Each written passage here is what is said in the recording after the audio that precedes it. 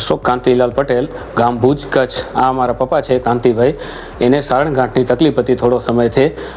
અમે અમારા મમ્મીનું 1.5 મહિનો પહેલાં આયુષ હોસ્પિટલમાં ઓપરેશન કરાવેલું હતું પગનું, જે એનામાં સક્સેસ થઈ હતું. પછી અમે ડૉક્ટર શ્યામ ત્રિવેદી સાહેબની સલાહ લીધી, તો એને અમને ઓપરેશન કરવાની સલાહ આપેલી.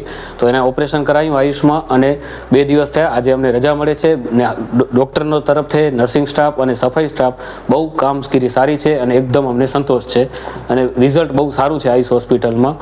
આયુષ હોસ્પિટલમાં ડૉક્ટર સ્ટાફ, નર્સિંગ સ્ટાફ, સફાઈ કામગીરી કે નાનામાં નાના કોઈ પણ સ્ટાફ હોય એનો ખૂબ ખૂબ આભાર, અને એની કામગીરીથી અમને સંપૂર્ણ સંતોષ છે.